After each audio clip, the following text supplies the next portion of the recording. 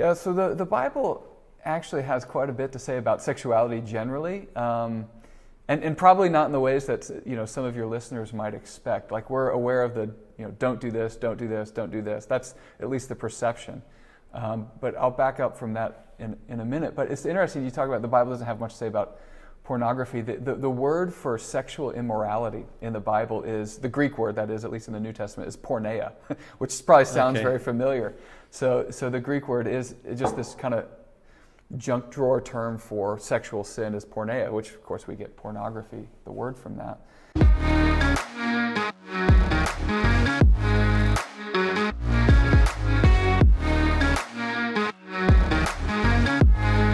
You think you're fixing this now and you're working hard on it so that this paradise of sexual intimacy that happens in marriage. Well, I hope marriage is a place of sexual joy for the men in our church and all churches and Christians.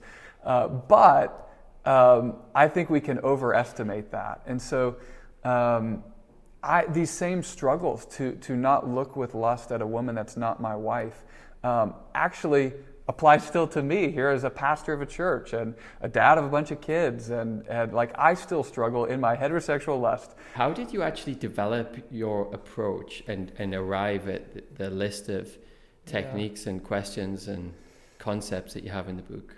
Yeah, so it goes back a ways, because I've been thinking, I'm a local church pastor, I've been reading the Bible for years and years, and really since God changed me in the middle of college, which that story, I don't want to get preachy and go into all of that, but it really had to come face to face with my own brokenness and not being able to fix it myself. And so being around Christianity and hearing about the good news story of Jesus, which to me would have been a cliche years and years ago. I wouldn't have called it a cliche, but that's how I had received it. The Easter story, death and resurrection, what was that really about?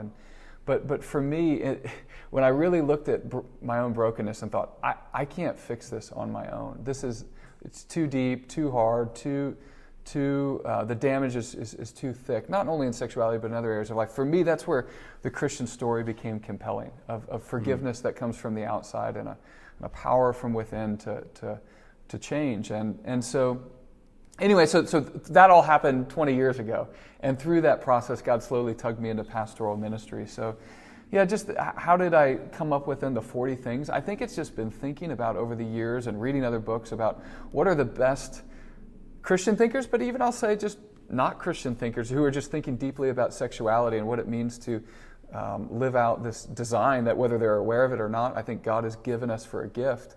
And so that's where it came from, just trying to ransack the Bible in the best sense for all that it might say to help men and women struggle to honor the Lord.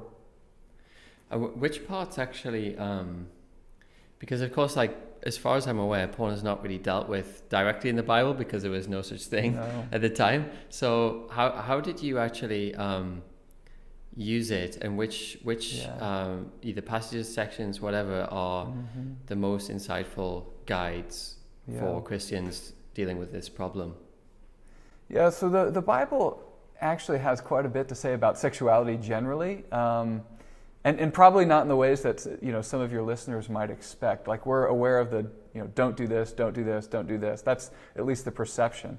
But I'll back up from that in a minute. But it's interesting you talk about the Bible doesn't have much to say about pornography. The word for sexual immorality in the Bible is, the Greek word that is, at least in the New Testament, is porneia, which probably sounds very familiar. So the Greek word is just this kind of junk drawer term for sexual sin is porneia, which of course we get pornography, the word from that. So yeah, the Bible has a lot to say about sexuality, and I think even in places where it's not explicitly saying something about pornography, it's saying about something about the goodness of God's creation and what it means to see that tarnished or ruptured. And so very early in the Bible, you have the story of Adam and Eve, who are created in God's image to rule and reign over creation. They're like kings and queens, and God sets them up. And what's interesting is it's the end of chapter 2 in the book of Genesis. It's the beginning of the Bible. It says that they were a man shall leave his father and mother and hold fast to his wife, and they two shall become one flesh. Maybe even secular weddings that gets quoted at weddings, but that's from the beginning of the Bible. But then it says, and they were naked and without shame. So this idea at the beginning of the Bible has a man and a woman naked, and there's no shame in it.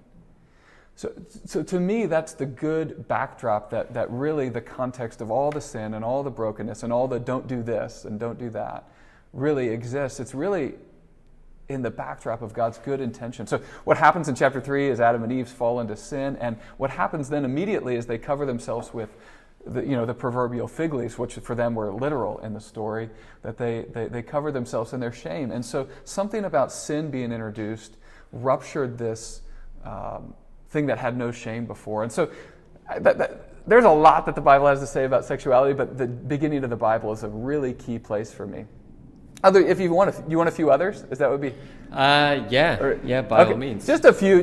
I don't want to. I could go. I'm a Bible guy, so it could go for a while. But I think of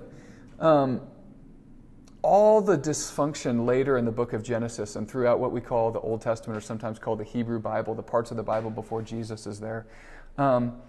It's really, to me, illustrating, in sort of a backwards way, all the dysfunction when we don't follow the Lord and honor Him with this gift. He's given us a precious gift, and so it's showing us in illustrated ways what it's like to misuse that. But even in, you have a book of Proverbs, which is this collection of wisdom and how to live in ways that honor the Lord. And as much as it's saying, avoid the wayward woman, it's also telling you to enjoy, in really passionate and provocative language, sex with your spouse. And so, anyway, I just mentioned that. In fact, there's a whole book called Song of Solomon, which is it's among other things, but it's an erotic love poem between a husband and wife. And so most people don't know that's in the Bible.